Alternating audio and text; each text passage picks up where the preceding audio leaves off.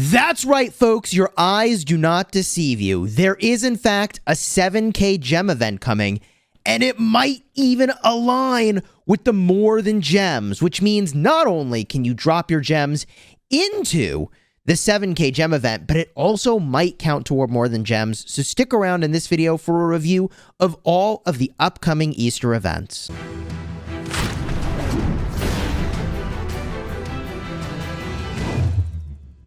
Hello my friends and welcome back. I'm Chisgule Gaming, and if you're new to the channel, I've made over 2,000 videos about Rise of Kingdoms, and I even have an account in Kingdom 2, which is a kingdom that frequently gets events before other places when the developers are testing to see how things are going to work. So you can imagine my surprise that not only do we have a More Than Gems event running on like a Tuesday, which is just really unusual, but also we've got a 7K gem event going in Kingdom 2, which means it could show up as early as reset tonight in all kingdoms. It might be a little bit later, but it could be tonight. Now, how does a 7K gem event work? Well, if you're newer to the game, this is very simple. You're going to do a series of activities that let you level up this bunny basket. And the more you level up the bunny basket, the more rewards you can get. But you can spend a tiny amount of gems, that's 7,000 gems, which, okay, that might sound like a lot, but it isn't, because you get back all the gems and more along the way. As long as you take this thing all the way up to the max level, spending the 7,000 gems hooks you up with 15 legendary commander sculptures and even 2,000 gems in a token form at the very end. Now, even if you don't spend any money, obviously you want to get to level 22 over here in order to get the legendary commander sculptures. And you don't even have to spend money to get these gems. If you wanted, you could farm them using my gem farming guide. Card will be up in the top for gem farming, somewhere in the realm of like 3,000 gems or more a day if you're really committed. Now, personally, I'm just going to buy the $10 tier, and that makes this very, very easy. But if you are on the grind for these eggs, there's a couple ways that you can go and you can get them. And what I find really unusual here is that right now, the event that normally would be here to show you how to get these eggs isn't here. This is really, really unusual. Normally, all of the Easter events would show up, and I could give you a preview of every single one, including the mechanism for getting these eggs. So if I go here and I hit the plus, what's it going to tell me? Now, instead of having a separate event, perhaps they're all here. Inside of this little plus sign, it shows me there's a number of things here. Wow, actually, this is really cool.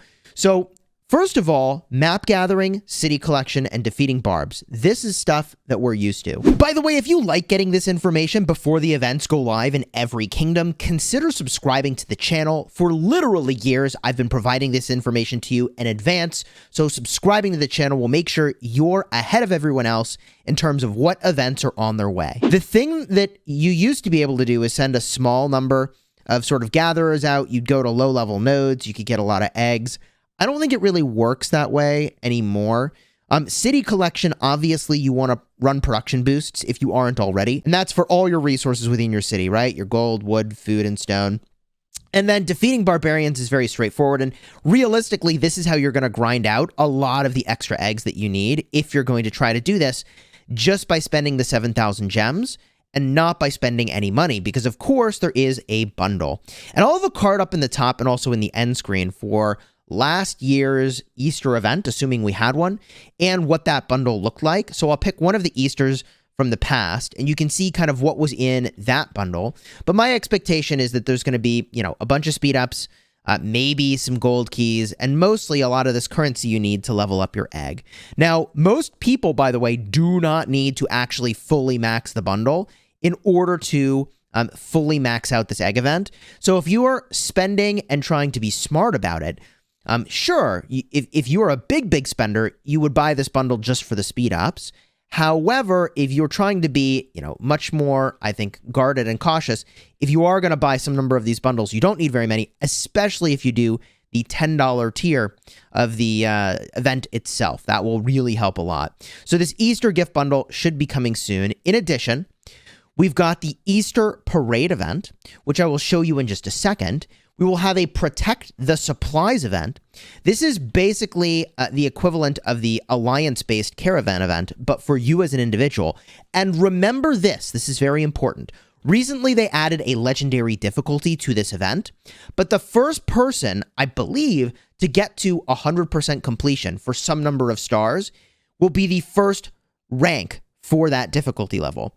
So in other words, if multiple people get 100%, the first one to get there is the person who gets first place. At least that's how it's historically worked, if I'm not mistaken. So what that means is you probably want to be watching closely for reset to happen. Consider popping an army expansion if you're a candidate for one of those top spots and you jam this out, and maybe you can get a top spot for Protect the Supplies just by getting it done before everybody else.